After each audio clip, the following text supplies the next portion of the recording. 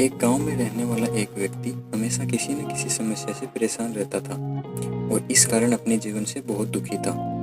एक दिन उसे कहीं से जानकारी प्राप्त हुई कि एक बाबा उसके गांव में पधारे हैं। तो उसने निश्चय किया कि वह उन बाबा से मिलेगा और अपने जीवन की समस्याओं के समाधान का उपाय पूछेगा। शाम को वह उस स्थान पर पहुंचा जहां वो बाबा रुके थे। कुछ समय प्रतीक्षा करने के बाद उसे उन बाबा से मिलने का अवसर प्राप्त हो गया।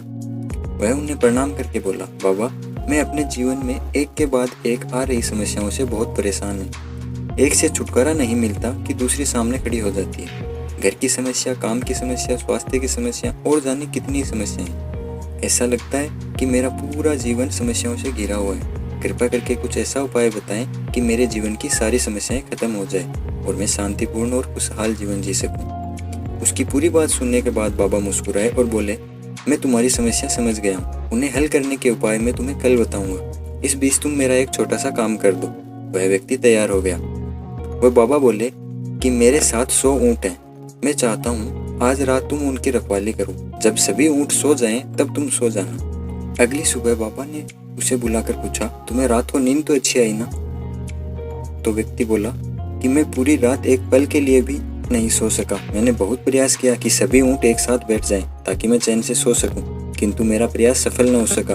कुछ ऊँट तो अपने आप बैठ गए, कुछ मेरे प्रयास करने पर भी नहीं बैठे, कुछ बैठ भी गए तो दूसरे उठ खड़े हुए। इस तरह पूरी रात बीत गई, व्यक्ति ने उत्तर दिया। फिर वो बाबा मुस्कुराए और कहा, क्या तुम समझ पाए कि जीवन की समस्याएं इसी तरह हैं? कुछ समस्याएं अपने आप हल हो जाती हैं, कुछ प्रयास करने के बाद हल होती हैं और कुछ प्रयास करने के बाद भी हल नहीं होती हैं। उन समस्याओं को समय पर छोड़ दो, सही समय आने पर वे अपने आप ही हल हो जाएंगी। कल रात तुमने अनुभव किया होगा कि चाहे तुम कितना भी प्रयास क्यों न कर लो, तुम एक साथ सारे ऊँटों को नहीं बैठा सकते।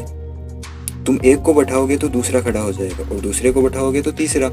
जीवन की समस्याएं इन ऊँटों की तरह हैं। एक समस्या हल होती है तो दूसरी आ जाती है। समस्याएं जीवन का हिस्सा हैं और हमेशा रहेंगी।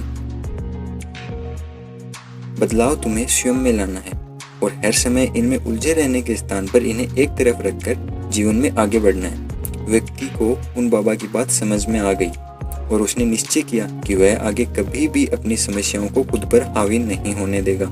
चाहे सुख हो या दुख, वह जीवन में आगे बढ़ता चला जाएगा।